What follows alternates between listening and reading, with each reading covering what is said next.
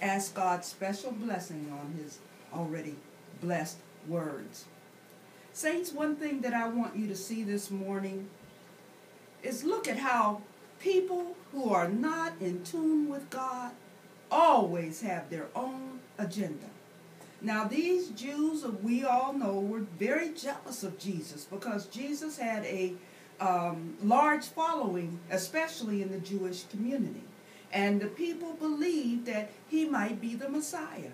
And so we know that this was one of the main reasons why they plotted to kill him. And these people thought that they had the kind of power that they could order Jesus' life. They thought that they had the power to do away with him. People who are not in tune with God always have their own agenda. And notice that these Jewish leaders needed someone else to aid and abet them. That is, Pilate.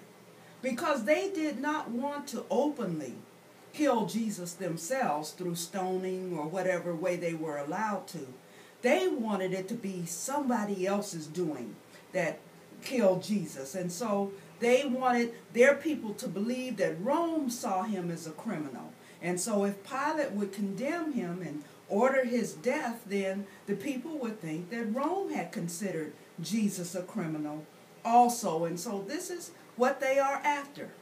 And notice one thing, they determined to keep their bodies clean, forgetting about their hearts. They were ritualistic in their cleanliness, and they wanted to serve,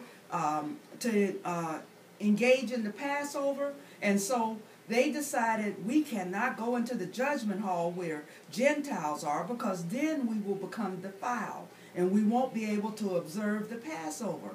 Never mind did they think about the blackness of their hearts and the thing that they were considering doing or trying to get done to an innocent man.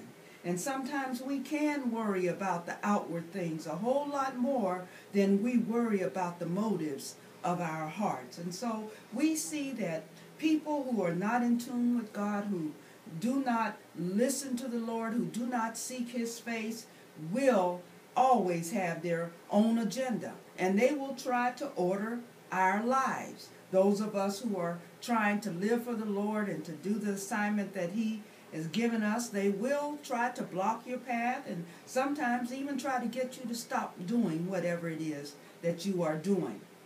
But notice again, as they are in and talking to Pilate and trying to get him to do what they wanted him to do, which was to declare that Jesus was a criminal and to have him crucified, to order that he be crucified, that Pilate wonders, what in the world has this person done? Pilate begins to become hesitant in his heart.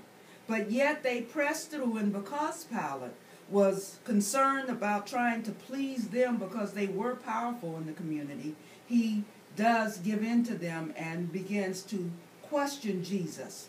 But notice that their agenda plays into God's purpose. God had said all through the Old Testament, there are many scriptures detailing how the Messiah would die and when he would die and the circumstances around when he would die. And so even though they think that they are getting their way, God has planned every detail of Jesus' life. And therefore, Jesus can go through this calmly because he knows that his Lord and his God is in control. And so he doesn't have to wring his hands wondering what is he going to do and how can he escape and why is this happening to him. Because he understood exactly what was going on and what had to be done, what God had planned for him. And so it is just so encouraging to see that God had planned every detail of his life, even down to this event where he is getting questioned by Pilate, because we see that in verse, I think it is 32, that Jesus had already spoke, I should say, about what kind of death he would die. And so he knew that Pilate had to play a part in getting him ready for that type of death because the Jews could not crucify him. And